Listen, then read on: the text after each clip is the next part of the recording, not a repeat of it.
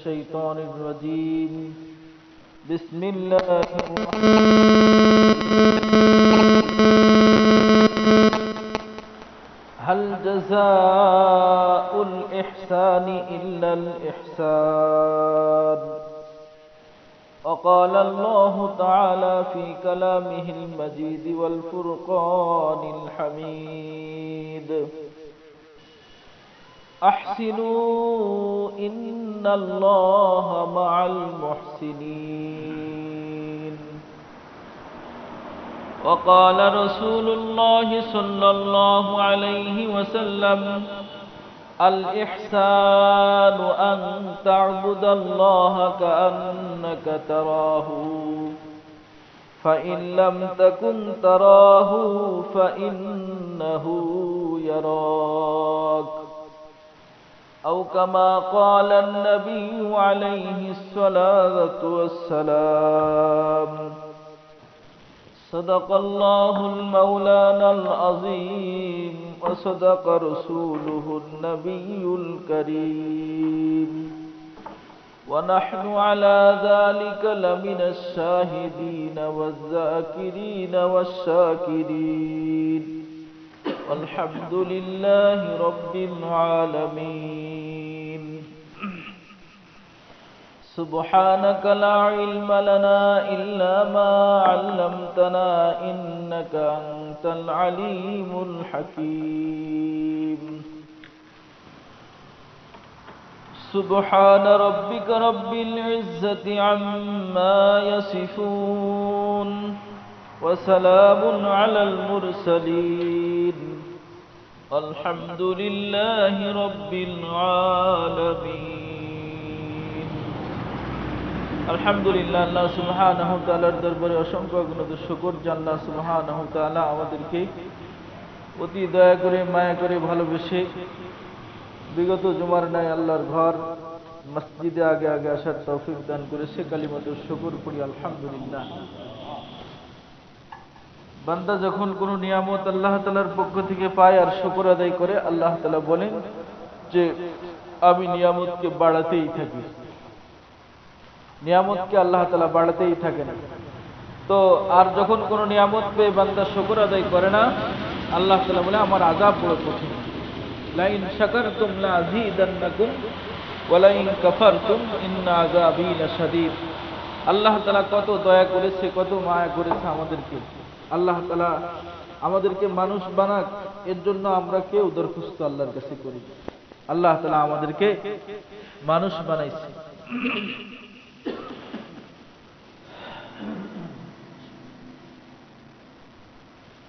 তো একবার হলো যে আল্লাহ তাআলা আমাদেরকে মানুষ বানাইছে, আর এই মানুষ বানাই আল্লাহ তাআলা আবার আমাদেরকে মুসলমান বানাইছে। এটা আরো সুখ, আরো নিয়ামত, আরো ইহসান, আরো দয়া করেছে আল্লাহ তাআলা আমাদেরকে। এজন্য আল্লাহ তাআলা আমাদেরকে যে মানুষ বানাইছেন আর মুসলমান হিসেবে বানাইছেন, এজন্য শুকর আদায় করা যে আল্লাহ তাআলা আমাদেরকে মুসলমান বানাইছে। আল্লাহ যদি মুসলমান না বানাতেন কিছুই করার ছিল না আমাদেরকে। তো আল্লাহ তাআলা যে আমাদেরকে আল্লাহর ঘর মসজিদে আগে আগে আসার তৌফিক দান করেছেন, এজন্যই সকলেই আমরা কালিমাতুশ শুকর পড়ি আলহামদুলিল্লাহ। সম্মানিত হাজিরিন, আমরা আখিরি জামানার নবীর উম্মত, আখিরি জামানার নবীর উম্মত আমরা। আল্লাহ তাআলা যে আমাদেরকে এই নবীর উম্মত বানাইছেন, এটাও আল্লাহ তাআলা আমাদের প্রতি অনেক দয়া করেছেন, অনেক ইহসান করেছেন। অন্য অন্য নবীদের জামানায় তাদের শরিয়াত যত কঠিন ছিল, অন্য নবীদের জামানায় হযরত মূসা আলাইহিস সালামের জামানায় হয়তো যত সম্পদ আছে তার 3 ভাগের 1 ভাগ যাকাত দিতে হবে, নিসাব পুরা করা লাগবে। যার যা সম্পদ আছে তার 3 ভাগের 1 ভাগ দিয়ে দিতে। কিন্তু কই আল্লাহ তাআলা আমাদের উপরে কত দয়া করেছে। একটা আমল করবে তো তাদের প্রতিদান একটাই ছিল। আর আমরা একটা নেক আমল করবে তো 10 গুণ, কমপক্ষে 10 গুণ সওয়াব আল্লাহ তাআলা দান করেন। তো এজন্য আল্লাহ তাআলার শুকর আদায় করা যে আল্লাহ তাআলা আমাদের শেষ নবী মুহাম্মদুর রাসূলুল্লাহ সাল্লাল্লাহু আলাইহি ওয়াসাল্লামের উম্মত হিসেবে আমাদেরকে প্রেরণ করেছে। সম্মানিত হাজিরিন, আমি বিগত জুমা সূরা নহলের যে আয়াত আলোচনা চলতেছিল, আল্লাহ তাআলা সূরা এই নহলের 90 নম্বর আয়াতে আল্লাহ তাআলা 3টি মানুষের আদেশ আর 3টি নিষেধ, এই আয়াতটা এতই গুরুত্বপূর্ণ এবং এই আয়াতের মধ্যে 3টা আদেশের মধ্যে আল্লাহ তাআলার পক্ষ থেকে যত আদেশ আছে সব আদেশকেই এই 3টা আদেশের মধ্যেই ঢুকাই দিয়েছে। যদি কেউ এই 3টা আদেশ মেনে চলে আর তার ভিতরে যে 3টা নিষেধাজ্ঞা রয়েছে, এই 3টা নিষেধ যদি সে মেনে চলে, আল্লাহ তাআলা তার পুরা দিনের পরে চলা তার জন্য সহজ হয়ে যাবে। সে কেমন যেন পুরা শরীয়তে মুহাম্মদী সাল্লাল্লাহু আলাইহি সাল্লামের পরেই সে আমল করবে, মুহাম্মদ সাল্লাল্লাহু আলাইহি সাল্লামের শরীয়তের পরেই সে পুরা আমল করবে। কারণ এক নম্বর হলো আল্লাহ তাআলার নির্দেশ, ইন্নাল্লাহা ইয়া'মুরু বিল আদলি ওয়াল ইহসান। আল্লাহ তাআলা বলে যে তোমরা ইনসাফ করবে, আদল। এই ইনসাফটা যদি মনে করে প্রত্যেকটা মানুষের, একেবারে সেই রাষ্ট্রপ্রধান থেকে শুরু করে নিয়ে যদি একেবারে দারওয়ান পর্যন্ত প্রত্যেকটা মানুষের মধ্যে, প্রতিটা মানুষের মধ্যে যদি ইনসাফ এসে যায়, তাহলে আর ঝগড়া ফাসাদ, এই মারামারি কাটাকাটি হানাহানি এগুলা কিছুই থাকবে না। এরপর আল্লাহ তাআলা বলে আদলি ওয়াল ইহসান।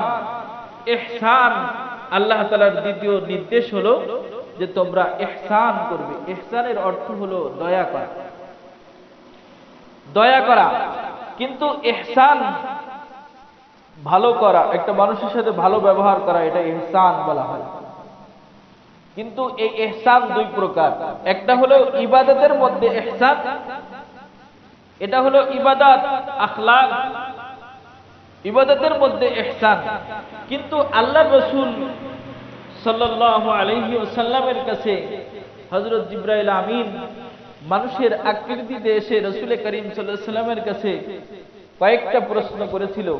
তার ভিতরে শেষ যে প্রশ্নটা করেছিল সেটা ছিল যে ইহসান কাকে বলে, মাল ইহসান ইয়া রাসূলুল্লাহ। এসে রাসূল করিম সাল্লাল্লাহু আলাইহি ওয়াসাল্লামের কাছে জিজ্ঞাসা করেছে যে ইহসান কাকে বলে। যদি রাসূল এই ইহসানের অর্থ আল্লাহ রাসূল না বলে দিতেন, দুনিয়ার কোন আলেম, কোন পণ্ডিত এমন ছিল না যে এই ইহসানের অর্থ বলে দেবে। যেমন রাসূল করিম সাল্লাল্লাহু আলাইহি ওয়াসাল্লাম সূরাতুল বুরুজের মধ্যে আছে, ওয়াস-সামা'i যাতিল বুরুজ ওয়াল ইয়াউমিল মাউউদ ওয়া শাহিদিন ওয়া মাশহুদ। রাসূল করিম সাল্লাল্লাহু আলাইহি ওয়াসাল্লামের কাছে জিজ্ঞাসা করা হয়েছে যে মা শাহিদ ইয়া রাসূলুল্লাহ, এই শাহিদ মানে কি? শাহিদের শাব্দিক অর্থ হলো সাক্ষী, যে সাক্ষী দেয় তাকে শাহিদ বলা হয়। কিন্তু রাসূল করিম সাল্লাল্লাহু আলাইহি ওয়াসাল্লামের কাছে শাহিদ অর্থ জিজ্ঞাসা করলে রাসূল করিম সাল্লাল্লাহু আলাইহি ওয়াসাল্লাম বলেন যে আশ-শাহিদু হুয়া ইয়াউমুল জুমআ। এই শাহিদ অর্থ আল্লাহ তাআলা জুমার দিনকে বুঝিয়েছে। তো আল্লাহ রাসূলের কাছে যখন জিবরাইল মানব আকৃতিতে এসে এই প্রশ্ন করেছে মাল ইহসান ইয়া রাসূলুল্লাহ, তখন রাসূল করিম সাল্লাল্লাহু আলাইহি ওয়াসাল্লাম বলে আল ইহসানু, আল ইহসান আন তা'বুদাল্লাহা কাআন্নাকা তারাহু।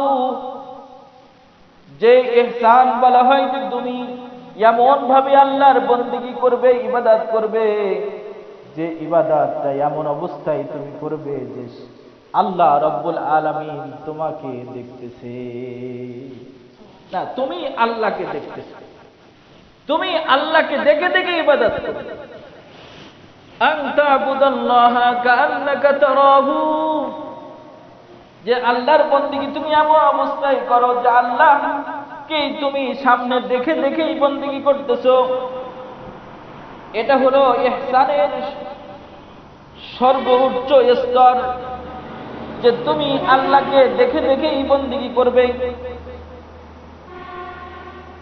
আল্লাহ রসুল বলেন এটা হলো ইহসানের সর্বোচ্চ স্তর।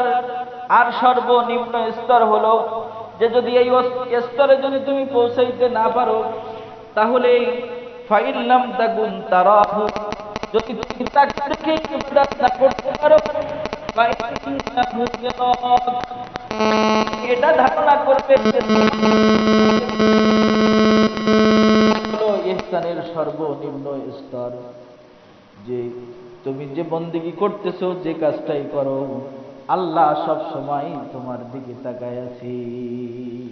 এমন করে যদি তুমি বন্দেগী করো, এটাকে বলা হয় ইহসান।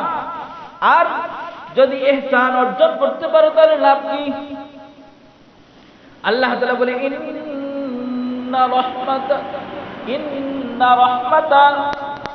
রাহমাতাল্লাহি করিবুম মিনাল মুহসিনিন, নিশ্চয় আল্লাহর রহমত হলো ইহসান অর্জনকারী মানুষের অতি নিকটেই আল্লাহর রহমত। কোথাও আল্লাহ তাআলা বলেছে ইন্নাল্লাহা মাআল মুহসিনিন, আল্লাহ রাব্বুল আলামিন ইহসানকারী বান্দাদের সাথে, মুহসিন বান্দাদের সাথেই থাকে। তো যারা ইহসান করবে তাদের ব্যাপারে আল্লাহ তাআলা বলেন ইন্না কাযালিকা নাজিল মুহসিনিন, যে অবশ্যই মুহসিন ব্যক্তিদেরকে আল্লাহ তাআলা পুরস্কৃত করে থাকে। তো আল্লাহ যেমন বড়, আল্লাহর পুরস্কারটাও তেমন বড় হবে। আল্লাহ বলে আহসিনু লিল্লাযীনা আমানু, যারা তোমরা ইহসান করো, যারা ঈমানদার, যারা আল্লাহর খাঁটি বান্দা, তাদের প্রতিও তোমরা ইহসান করো। ফাইন্নাল্লাহা ইউহিব্বুল মুহসিনিন, কেননা যারা নেককার বান্দা, মুহসিন বান্দাদেরকে আল্লাহ ভালোবাসে। আল্লাহ তাদেরকে ভালোবাসে, তোমরাও তাদেরকে ভালোবাসো। আহসিনু লিল্লাযীনা আহসানু ওয়া জিয়াদা, কোথাও বলেছে আল্লাহ তাআলা মুহসিন বান্দারা আল্লাহ তাআলার কাছে যেমন পুরস্কার পাবে তার থেকেও আরো বর্ধিত করে আল্লাহ তাআলা তাদেরকে পুরস্কৃত করবে। আবার কোথাও বলেছে হাল জাযাউল ইহসানি ইল্লাল ইহসান, মুহসিন বান্দা, নেককার বান্দার প্রতিদান আর কিছুই না। যেমন তারা মানুষের প্রতি ইহসান করবে, যেমন ইবাদত বন্দেগীর মধ্যে ইহসান করবে, আল্লাহ তাআলা তাদের সাথেও কিয়ামতের ময়দানেও তাদের প্রতি দয়া করবে। হাল জাযাউল ইহসানি ইল্লাল ইহসান। তো এক নম্বর ইহসান হলো ইবাদত বন্দেগীর মধ্যে ইহসান, যে তুমি এমন অবস্থায় ইবাদত করো। আল্লাহ রাসূল বলে আনতা বুদাল্লাহা কাআন্নাকা তারাহু ফাইন লাম তাকুন তারাহু ফাইন্নাহু ইয়ারাক, যে তুমি ইবাদত করবে আল্লাহর এমন অবস্থায় যে আল্লাহ তোমাকে দেখতেছে, অথবা এমন যে তুমি আল্লাহকে দেখে দেখেই বন্দেগী করতেছো। এই যোগ্যতা অর্জন করে ইবাদত করার নাম হলো ইহসান। আল্লাহ রাসূল বলে এটাকেই বলা হয় ইহসান। আর এই ইহসানটা অর্জন হবে কখন? যে যখন প্রতিটা ক্ষেত্রে জীবনের শুধুমাত্র নামাজের মধ্যে না, নামাজের মধ্যেই শুধু এই ধ্যান করবে না যে আমি যেখানেই সিজদা দিতেছি আল্লাহর কুদরতি কদমেই আমি সিজদা দিতেছি, এটা শুধু নামাজের ক্ষেত্রে না, যখন সে ইবাদত করবে। কারণ হাদিসে আল্লাহ রাসূল কিন্তু শুধু নামাজের কথা বলে নাই, আল্লাহ রাসূল বলেছে আনতাবুদাল্লাহ, যে যখন তুমি যে ইবাদত করবে, আল্লাহর ইবাদত করবে, তখন তুমি ধারণা করবে যে আল্লাহ আমার দিকে দেখতেছে। কিতাবের ভিতরে ঘটনা নিয়ে আসছে যে একজন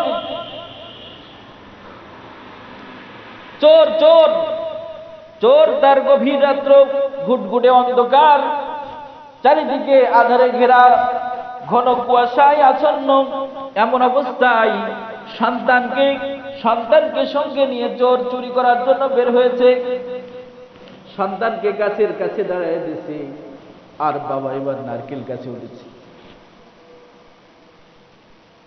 বাপ সন্তানকে বলতেছে, বাবা কেউ যদি দেখে তাহলে আমাকে বলবা। সন্তান গাছের নিচে দাঁড়ানো। সন্তান আগের থেকেই জানতো চুরি করা কাজটা ভালো না, চুরি করা কাজটা অন্যায়, অপরাধ। আল্লাহ রসুল যারা চোর তাদের প্রতি আল্লাহ রসুল অভিশাপ দিয়েছে, কিন্তু বাবার সাথে না যে উপায় ছিল না, তাই গেছে। বাবা সন্তানকে দাঁড়িয়ে গাছে উঠেছে, গাছে উঠতেছে, প্রতিমধ্যেই সন্তান চিৎকার দিছে, আব্বা ওই তো একজন আমাদেরকে দেখতেছে। সন্তানের কথায় বাবা দ্রুত নেমে এসেছে, বলে কই, কে দেখতেছি? বলে বাবা সামনে তাকালাম কেউ নাই, পিছনে তাকালাম কেউ নাই, ডাইনেও তাকালাম কেউ নাই, বামেও তাকালাম কেউ নাই। যখন আমি উপরের দিকে তাকালাম তখন দেখি আল্লাহ আমার দিকে চেয়ে আছে। বলতেছে যখন আমি উপরের দিকে তাকাইছি তখন দেখলাম যে আল্লাহ আমাদের দিকেই তাকায় আছে। সন্তানের মুখে এই কথা শুনে বাবা সন্তানকে বুকে নিয়েছে, বলে বাবা আজকে তওবা করলাম, জীবনে আর কোনোদিন চুরি করব না। তো এই অবস্থা অর্জন করে প্রতিটা ক্ষেত্রে, ইবাদতের প্রতিটা ক্ষেত্রেই যদি এমন করে সে জিন্দেগি পালন করতে পারে, প্রতিটা কাজ করতে পারে, তাহলে তার ইহসান অর্জন হয়েছে, আর তার পুরস্কার হবে বিনা হিসাব জান্নাত, বিনা হিসাব জান্নাত। শুধু তাই না, ইহসানকারীদের আরো অনেক পুরস্কার আল্লাহ দুনিয়ায়ও তাদেরকে দিয়ে থাকে। যারা দয়া করে দুনিয়ায়, তাদের পুরস্কার আল্লাহ তাআলা, ইহসানের পুরস্কার আল্লাহ দুনিয়ায়ও দিয়ে থাকেন। কিন্তু ইহসানের প্রথম স্তর হলো যে আমাকে আল্লাহ দেখতেছে এমন অবস্থায় ইবাদত বন্দেগী করা, অথবা এই ধারণা করা, এই কল্পনা করা যে আমি আল্লাহকে দেখতেছি অথবা আল্লাহ আমাকে দেখতেছে। কোরআনে কারীমের মধ্যে আল্লাহ তাআলা বলেন, আইনামা তুওয়াল্লু ফাসাম্মা ওয়াজহুল্লাহ, কোন দিকে তাকাও তুমি, যেদিকেই তাকাবে সেদিকেই তুমি আমাকেই দেখতে পাবে। ওয়া নাহনু আকরাবু মিন হাবলিল ওয়ারিদ, যে আল্লাহ তাআলা তোমাদের শাহরগের আরো নিকটেই আল্লাহ তাআলা থাকে।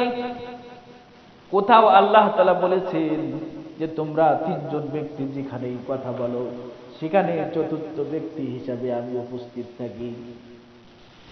ওয়া হুয়া রাবিউহুম ওয়ালা খামসাতিন ইল্লা হুয়া সাদিসুহুম, যেখানে পাঁচজন কথা বলো সেখানে ষষ্ঠ ব্যক্তি হিসাবে আমি আল্লাহ উপস্থিত থাকি। সব কথা আমি শুনি, সব কিছুই আমি দেখি। ওয়া ইন্না আলাইকুম লাহাফিজিন, তোমাদের উপরে আমি প্রহরী নিযুক্ত করে দিয়েছি। মিন কাউলিন মা ইয়ালফিজু মিন কাউলিন ইল্লা লাদাইহি করিবুন আতীদ। আল্লাহ তাআলা বলেন যে মানুষ যে শব্দটাই বের করে এই শব্দটাই লেখা হইতেছে। যে কাজ করতেছে, এখন তো অত্যাধুনিকের যুগে মানুষকে বোঝানো সহজ হয়ে গেছে। রাতের অন্ধকারেও যদি মানুষ কোনো অন্যায় কাজ করে, এমন সিসি ক্যামেরা আছে, তার সিসি ক্যামেরার ফুটেজেও রাতের অন্ধকারের গোপন জিনিসও প্রকাশ হয়ে যায়। যদি আল্লাহর সৃষ্টি মানুষের ব্রেনে যদি আল্লাহ এমন শক্তি দেন, তাহলে আল্লাহ তাআলা কি পারে না কোন বান্দা কখন কি করতেছে, কোন অবস্থায় কি করেছে, কাকে ফাঁকে ঠুকেছে, কাকে অন্যায়, কার সাথে অন্যায় আচরণ করেছে, এটাও আল্লাহ তাআলা সেদিন তার সামনে ভিডিও ফুটেজ আকারে ওঠাবে। কারণ মানুষ বড় নিমুখ হারাম, এরাও স্বীকার করবে, আল্লাহর সামনে বলবে আল্লাহ আমি এগুলা করি নাই। ফেরেশতারা ভুল লিখছে। যখন বাস্তব ভিডিও ফুটেজ দেখানো হবে তখন বলবে আল্লাহ শয়তান ধোঁকা দিয়ে করাইছে, আমরা করি নাই। আল্লাহ শয়তানকে ডাক দেবে, কেন ধোঁকা দিয়ে আমার বান্দারে গুনাহ করাইলি? এবার শয়তান হাজির হয়ে বলবে আল্লাহ আমার প্রশ্নের উত্তরের আগে আপনার বান্দার কাছে আপনি জিজ্ঞাসা করেন যে ও আমার ধোকা অনুযায়ী কেন কাজ করলো এটা আগে জিজ্ঞাসা করেন। আমার পরামর্শটাও মানলো কেন এটা আগে জিজ্ঞাসা করেন, তারপর আমারটা পরে বলবো। সম্মানিত হাজিরিন, এজন্য জীবনের প্রতিটা আমল যদি প্রতিটা মানুষ যদি এই চেতনা নিয়েই যদি করত যে আমি আল্লাহকে দেখতেছি অথবা আল্লাহ আমাকেই দেখতেছে, তাহলে দুনিয়ায় কোনো অন্যায় কাজ থাকতো না। থাকতো? ইবনে ওমর রাদিয়াল্লাহু তাআলার ঘটনা আসছে কিতাবে। সফরে বের হয়েছে, রাখালের সাথে দেখা হয়েছে। গ্রীষ্মকাল, পানি ফুরিয়ে গেছে, দুধ পান করার জন্য রাখালকে বলেছে একটু দুধ পান করানো যায়। রাখাল দুধ পান করিয়েছে। এরপর বলতেছে যে তোমার তো দেখি অনেকগুলা ছাগল আছে, একটা বকরি আমাদের কাছে বিক্রি করো, আমরা সেটা জবাই করে খাবো। যখন এই কথা বলছে বলে না, আমার মালিকের অনুমতি নাই বিক্রি করার। আরে এতগুলো ছাগলের মধ্যে তোমার মালিক কি খোঁজ নিচ্ছে নাকি? বলো, যদি জিজ্ঞাসা করে বলো যে এটা বাঘে খেয়ে গেছে। ওই যুগের রাখালের মধ্যেও কত আল্লাহর ভয় ছিল। যখন এই কথা বলেছে যে তোমার মালিক তো এখানে আসে না, তোমার মালিককে বলবা যে এটা বাঘে ধরে নিয়ে গেছে। বলতেছে ও আল্লাহর বান্দা, আইনাল্লাহ, আমার মালিক এখানে আসবে না, কিন্তু আল্লাহ কোথায়? আল্লাহরে লুকায়ে কি করা যায়? আল্লাহরে লুকায়ে তো করা যায় না।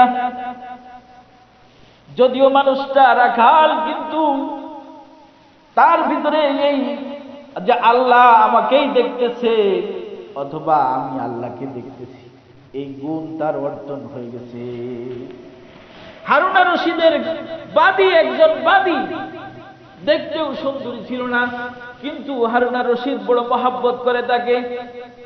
সবাই ঈর্ষা করে, ওরে এত ভালোবাসে কা? ওরে কেন ভালোবাসি জানো? পরীক্ষা করার জন্য, এই কথাটা তার সভাসদদের বোঝানোর জন্য। একদিন হারুন আর রশিদ পরীক্ষার ছলে তাদের সবাইকে একটা করে মুরগির ছানা, মনে করেন কবুতর ছানা অথবা মুরগির ছানা দিয়েছে, যাও এটা জবাহ করে নিয়ে আসবে, কেউ যেন এটা না দেখে। এমন অবস্থায় জবাহ করবা যে কেউ যেন এটা না দেখে। সবাই গোপনে জবাহ করে নিয়ে হাজির। কিন্তু হারুন আর রশিদের এই কালো কুৎসিতবাদীটা ওই ছানাটা জীবিত অবস্থায় নিয়ে আসছে, জবাহ করতে পারে নাই। বলে সবাই জবাহ করছে, সবাই তার এই তিরস্কার করতেছে।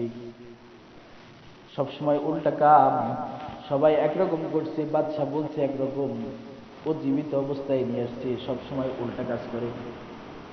এমন করে তারে তিরস্কার করতেছে, ভৎসনা দিতেছে।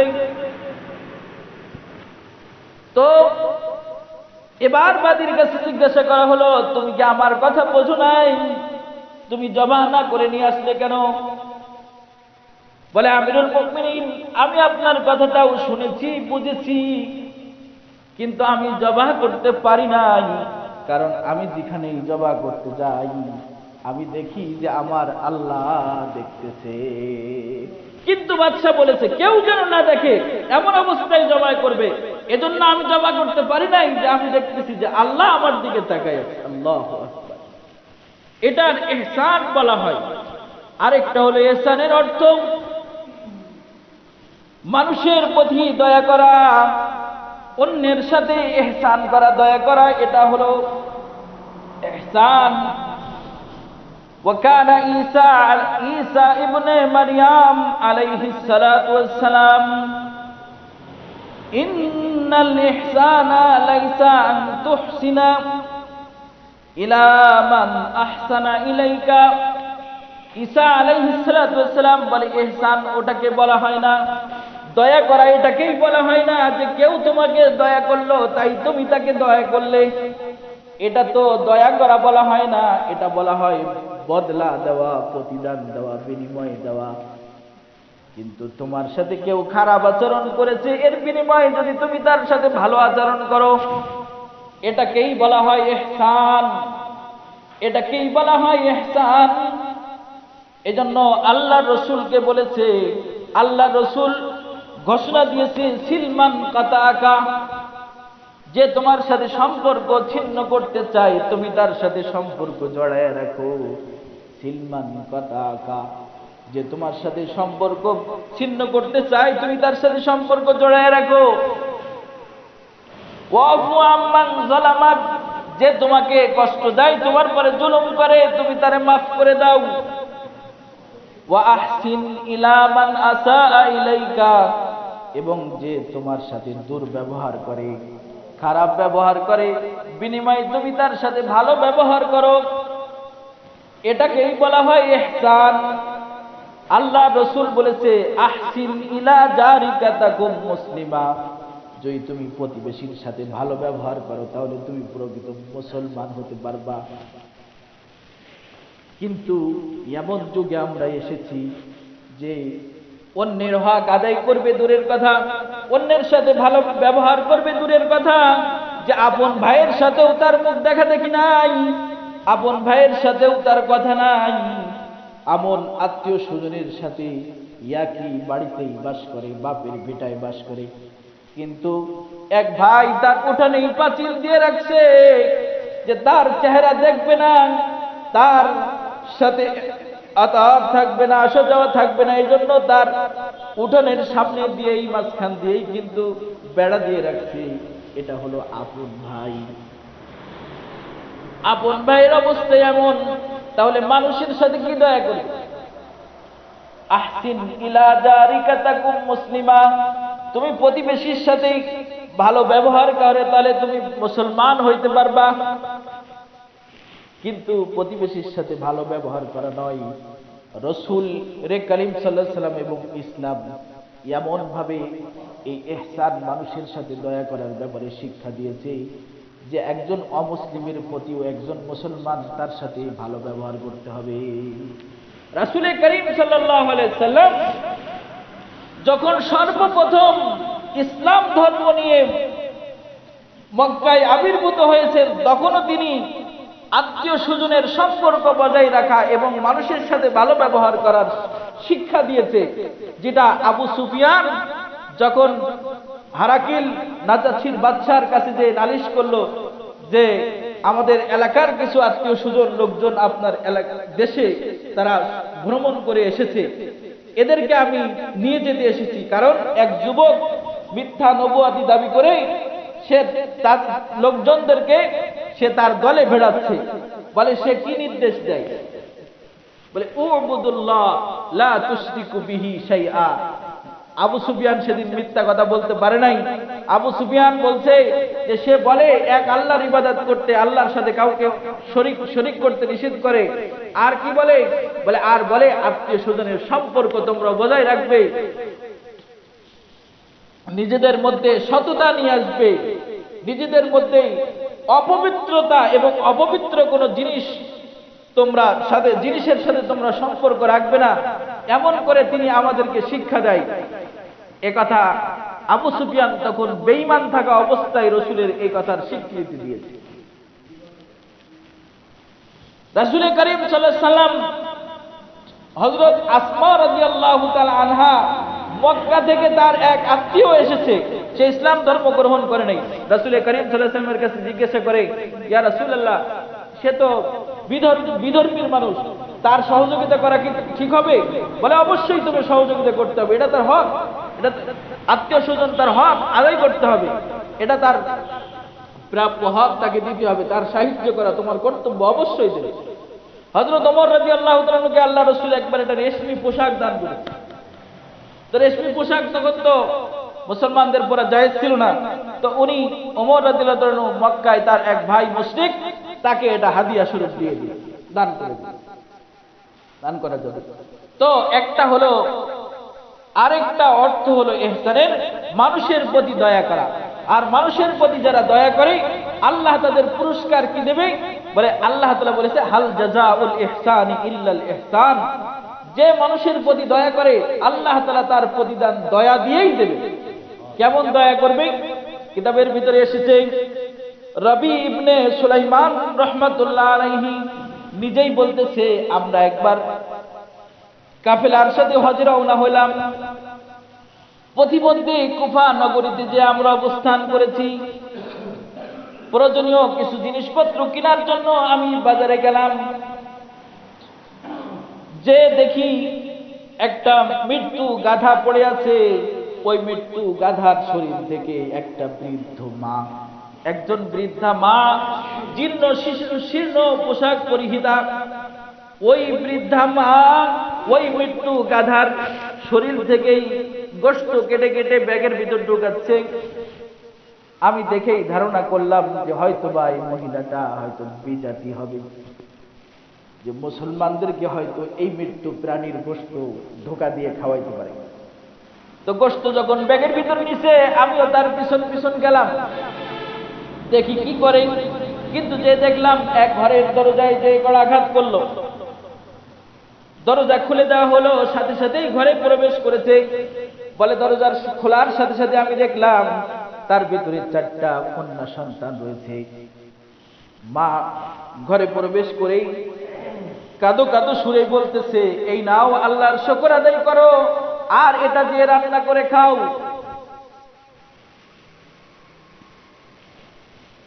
তখন বাহির থেকে এই রবি ইবনে সুলাইমান রাহমাতুল্লাহ আলাইহি বলে, আমি চিৎকার করে ডাক দিলাম যে না, খবরদার, হে আল্লাহর বান্দিরা, এটা খাবে না, এটা খাওয়া জায়েজ নাই, এটা খাওয়া হারাম।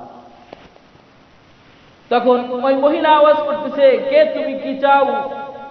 বলে আমি এক আল্লাহর বান্দা, কি চাও তুমি আমাদের কাছে? বলে কিছুই চাই না। বলে তাহলে কেন এসেছো?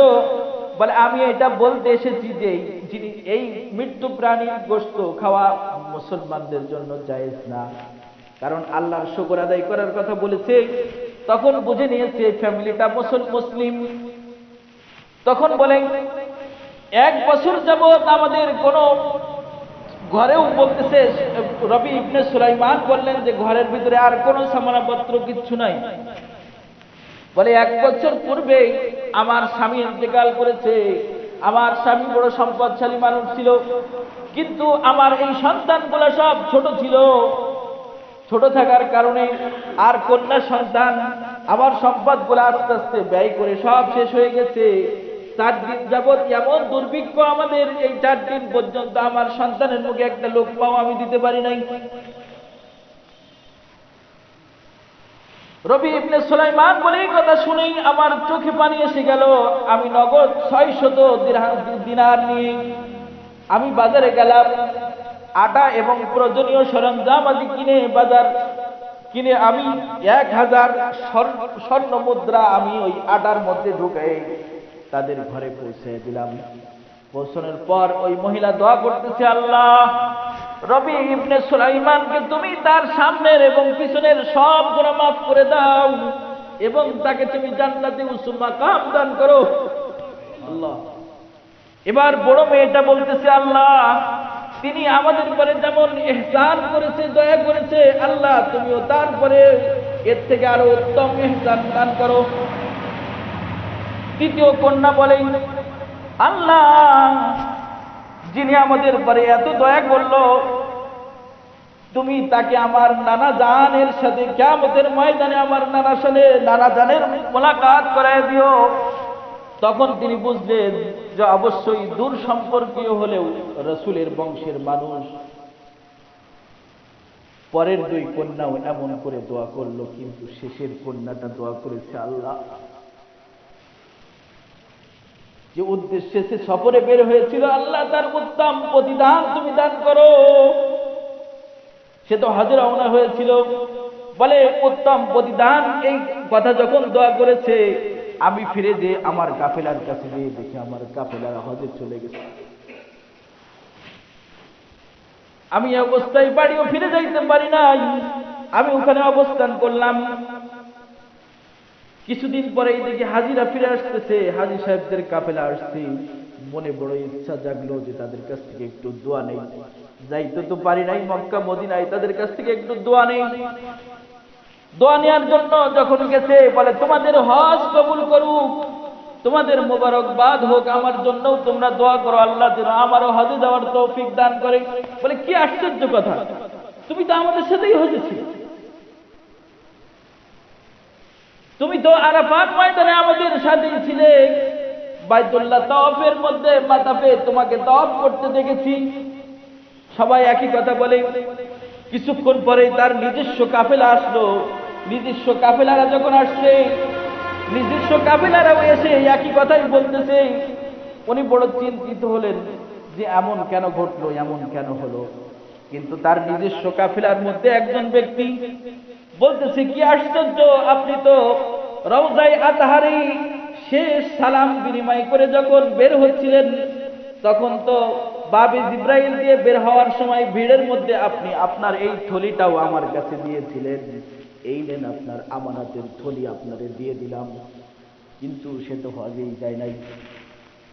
কিন্তু বলে আমি হাত পেতে থলিটাই নিলাম, থলিটা নিয়ে বাড়িতে প্রবেশ করি, ঈশার নামাজের পরে বড়ই চিন্তিত হয়ে আমি এমন হয়েছে যে আমি তন্দ্রাসন্ন হয়ে ঘুমের মধ্যে পড়ে গেছি। ঘুমের মধ্যে দেখি মদিনার মরুদুলাল মুহাম্মদ সাল্লাল্লাহু আলাইহি ওয়াসাল্লাম আমার ঘরে আসছে। আমি রাসূলকে সালাম দিলাম। রাসূল সালামের উত্তর শুনেই বলে চিন্তার কোনো কারণ নাই, হে ইবনে সুলাইমান, তুমি যে আমার বংশের মানুষের সহযোগিতা করেছো, সাহায্য করেছো, 600 দিনার খরচ করেছো, 1000 দিনার তুমি তাদেরকে দিয়েছো। এই জন্য আল্লাহ তাআলার কাছে আমি খুশি হয়ে আল্লাহর কাছে দোয়া করেছিলাম যে আল্লাহ তুমি তার হজ কবুল করে নাও। এই জন্য আল্লাহ তাআলা এবছর তোমার আকৃতিতে একজন আল্লাহর ফেরেশতা তৈরি করে আল্লাহ তোমার নামে একটা হজ করিয়েছে এবং এই ঘোষণাও দিয়েছে কিয়ামত পর্যন্ত তোমার নামে প্রত্যেক বছর একজন করে ফেরেশতা তোমার আকৃতিতেই হজ্জে বাইতুল্লাহ আদায় করবে। আর ওই থলিতে তুমি যা খরচ করেছো তার আরো দ্বিগুণ রয়েছে, তুমি ওইটা তোমার জন্য তুমি ব্যবহার করতে পারো। সম্মানিত হাজিরিন, এটাই হলো ইহসানের প্রতিদান। দুনিয়ার বুকে কত এরকম অসহায় মানুষের কাছে সহযোগিতা করে এমন দোয়া করেছে তারা যে জাহান্নামের আগুন দূরের কথা, সে দোয়া করেছে আল্লাহ তুমি জাহান্নামের আগুন তো দূরের কথা, দুনিয়ার আগুনও তারপরে হারাম করে দাও। এমন ঘটনা ঘটেছে, সে যতদিন জীবিত ছিল তার জীবদ্দশায় কখনো সে আগুনে হাত দিলে তার আগুন হাতে স্পর্শ করবে। মানে হাজির, এজন্য যে মানুষের সহানুভূতিশীল হই, মানুষের প্রতি দয়া করা, মানুষের পাশে দাঁড়ানো, বিপদে মানুষের কাছে দাঁড়ানো, এটা আমরা করি। আল্লাহ তাআলা হতে পারে যে তাদের এমন হয় যে এমন প্রয়োজন, সেখানে আপনি 5টা টাকা দিলে তার আপনি এমন একটা দোয়া পেয়ে গেলেন যা 5 লাখ টাকায় সেই দোয়া কিনা যায়, এমন হয়ে যায়।